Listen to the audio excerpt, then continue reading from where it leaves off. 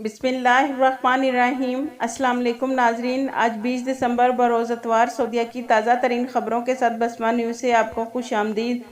اگر آپ سعودیہ کی تازہ ترین خبروں سے باخبر رہنا چاہتے ہیں تو بسمہ نیوز کو سبسکرائب کر دیں اور بیل آئیکن کو پریس کر دیں۔ ویکسین لینے والوں کو الیکٹرانک سرٹیفکیٹ دیے جائیں گے۔ وزارت صحت کے سیکرٹری برائے انسداد وبائی امراض ڈاکٹر عبداللہ العسیری کا کہنا ہے کہ سال رواں ختم ہونے سے پہلے دوسری کمپنی کے ویکسین کا اندراج کر لیا جائے گا۔ سبق ویب سائٹ کے مطابق انہوں نے کہا ہے کہ نئے سال 2021 کی پہلی سماہی کے دوران ہی مزید کمپنیوں کی ویکسین کا اندراج ہو جائے گا۔ بہت جلد مغرب اور مشرقی علاقوں میں ویکسین مراکز کھولے جائیں گے۔ بعض سعودی عرب کے تمام شہروں میں مراکز کا افتتاح ہوگا۔ انہوں نے کہا ہے کہ ویکسین کی دوسری خوراک لینے کے بعد ہی وائرس سے بچاؤ کا مادہ فعال ہوتا ہے۔ ویکسین کی دوسری خوراک لینے کے بعد ہی الیکٹرانک سرٹیفکیٹ کا اجرا کیا جائے گا۔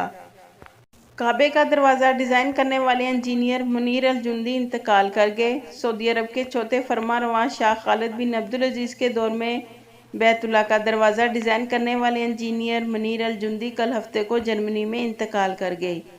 شاہ خالد نے 1997 ہجری میں بیت اللہ کے اندر نماز ادا کی تھی، جس کے بعد انہوں نے بیت اللہ کا دروازہ خالص ہونے سے تیار کرنے کی ہدایت کی۔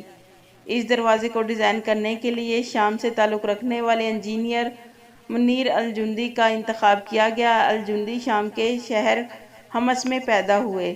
دروازے کو مکہ مکرمہ میں ایک بہت بڑے سونار شیخ محمود بن بدر کے کارخانے میں ڈیزائن کیا گیا۔ مملکت کے بانی شاہ عبدالعزیز آل سعود نے آل بدر خاندان کو بیت اللہ کا دروازہ تیار کرنے کی ذمہ داری بھی سونپی تھی۔ بیت اللہ کے دروازے کی تیاری 1398 ہجری میں ہوئی اور اس میں 280 کلو گرام خالص سونا استعمال کیا گیا۔ انجینئر منیر الجندی کا نام بیت اللہ کے دروازے پر لکھا گیا کیونکہ انہوں نے اسے ڈیزائن کیا۔ سعودی عرب کی خواہش تھی کہ بیت اللہ کے دروازے کو کوئی مسلمان شخصیت ڈیزائن کرے کیونکہ اس کا نام دروازے پر لکھا جانا تھا۔ تعمیراتی کاموں کے لیے رجسٹرڈ کنٹریکٹرز کی شرط۔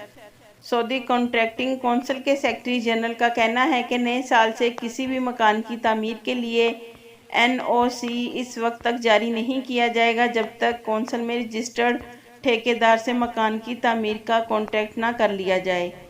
ویب نیوز اخبار 24 نے سعودی کونسل برائے تعمیرات کے سیکرٹری جنرل انجینئر آل سعود کے حوالے سے مزید کہا کہ مکان یا عمارت وغیرہ کی تعمیر کو کونسل میں رجسٹرڈ کانٹریکٹ سے مشروط کر دیا گیا ہے۔ پابندی کا مقصد فریقین کے حقوق کا تحفظ یقینی بنانا ہے۔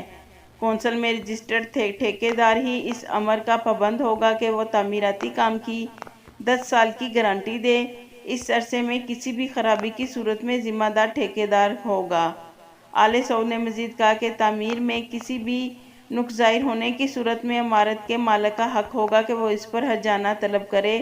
یاد رہے کہ غیر رجسٹرڈ ٹھیکیدار سے تعمیر کرانے کی صورت میں تعمیرات میں فنی خرابی پر ہرجانے کے لیے مالکان کو دشواری کا سامنا کرنا پڑتا تھا۔ ان مسائل کے حل کے لیے کونسل نے رجسٹرڈ کانٹریکٹس کی شرط عائد کی ہے تاکہ تعمیرات میں نقص سامنے آنے پر رجسٹرڈ ٹھیکیداروں سے ہرجانہ وصول کیا جا سکے۔ دوسری جانب ٹھیکیداروں کے بھی تحفظات تھے جن میں کہا گیا ہے کہ انہیں کام کرنے کی رقم وقت پر نہیں ملتی جس کی وجہ سے انہیں کافی دشواری کا سامنا کرنا پڑتا ہے۔ اس ضمن میں کانٹریکٹرز کا کہنا ہے کہ اس وقت قانون سے دو طرفہ حقوق کا تحفظ ہوگا اور جہاں غیر معیاری کام کا خاتمہ ہوگا وہاں ٹھیکیداروں کے حقوق کا بھی محفوظ ہوں گے۔ زائرین حرم میں زمزم کی 20 لاکھ بوتلیں تقسیم۔ مسجد الحرام انتظامیہ نے مسجد الحرام کے زائرین میں زمزم کی 20 لاکھ بوتلیں تقسیم کی ہیں۔ سبق ویب سائٹ کے مطابق انتظامیہ نے کہا ہے کہ 50 کارکنوں کے ذریعے بھی زائرین حرم کو زمزم پلایا جا رہا ہے۔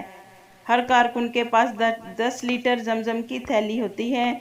اسے 200 گلاس دیے جاتے ہیں جن میں پانی بھر کر دیا جاتا ہے۔ پانی پلانے کا عمل دن میں 24 گھنٹے جاری رہتا ہے جس میں پلاسٹک کے گلاس کو ایک مرتبہ ہی استعمال کیا جاتا ہے۔ انتظامیہ نے کہا ہے کہ حرم میں نافذ SOPs کے تحت پانی کی بوتلیں، کارکنوں کی طرف سے اٹھائے جانے والے تھیلے اور پلاسٹک کے گلاس سب کو اچھی طرح سینیٹائز کیا جاتا ہے۔ کام کرنے والے کارکنوں میں بھی سختی سے SOPs لاگو ہیں۔ ہر کارکن کا کام شروع کرنے سے پہلے اور بعد میں درجہ حرارت دیکھا جاتا ہے۔ کورونا کی جعلی رپورٹ بنانے والا گروہ گرفتار۔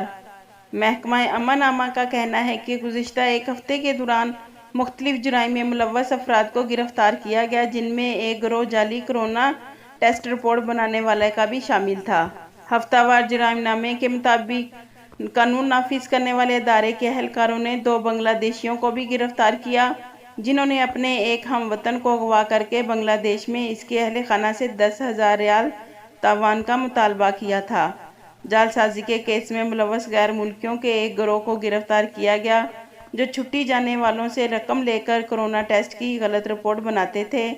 محکمہ امن عامہ کی جانب سے کہا گیا ہے کہ سعودی عرب میں غیر قانونی سرگرمیوں میں جو بھی ملوث ہوگا وہ قانون کی گرفت سے بچ نہیں سکتا۔